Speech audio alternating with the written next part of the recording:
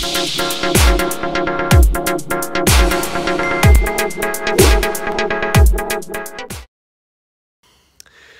tout le monde, c'est Laurent Marchand, j'espère que vous allez bien. J'ai un nouveau mot aujourd'hui, le mot du dico du dev perso. Et ce mot aujourd'hui, c'est le mot problème. Alors pourquoi j'ai décidé de prendre le mot problème comme mot pour le dico du dev perso? Eh bien parce que le problème que nous croyons que nous avons n'est jamais le vrai problème que nous avons. Je vous la refais.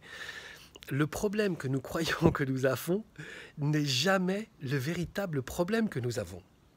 Ok, je vous l'illustre. Imaginez que vous avez un problème. À chaque fois qu'on demande à quelqu'un est-ce que tu as un problème, ou que quelqu'un vient nous voir avec un problème, il va nous dire que son problème, il est extérieur à lui. Et que c'est son mari, sa femme, ses enfants, c'est son collègue, son patron, l'argent, la santé, l'amour, enfin voilà, il a des problèmes et il va situer ce problème à l'extérieur de lui. Et ensuite, il va expliquer en donnant des détails sur non pas ce qui est le vrai problème, mais sur ce qu'il croit qui est le vrai problème. Et donc il va dire ouais, le patron il m'a dit ça, ouais, le collègue il m'a dit ça, ouais, ma femme ou mon mari a fait ça, machin, ça s'est passé comme si, ouais, ça me pose un problème, ok? En réalité, le problème véritable qui est derrière le problème expliqué n'a rien à voir. Et ce problème véritable, c'est le temps. Et ouais, c'est dingue.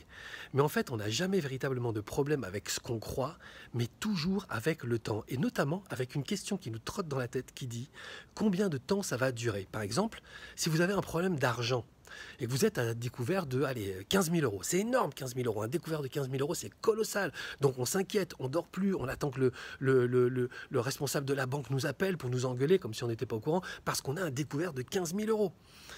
Et en fait, la seule question qu'on va se poser, c'est combien de temps ça va durer. Alors évidemment, c'est comment on va faire pour mettre de l'argent sur notre compte, mais surtout, c'est pour répondre à cette question, combien de temps ça va durer. On est toujours inquiet pour ça. Par exemple, vous avez ce découvert de 15 000 euros.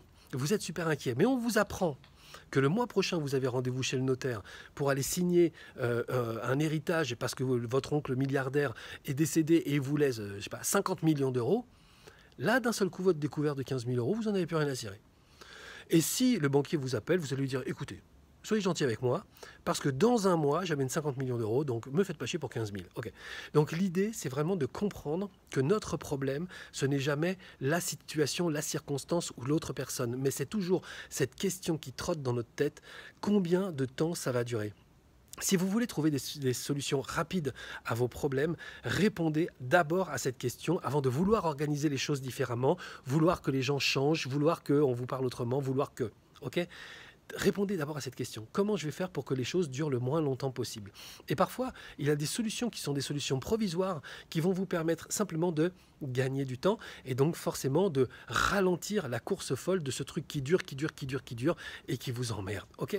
Donc le problème n'est jamais le problème. Le véritable problème, c'est la question combien de temps ça va durer? Réfléchissez à ça. C'était Laurent Marchand, à bientôt pour un nouveau mot du dico du dev perso. Ciao.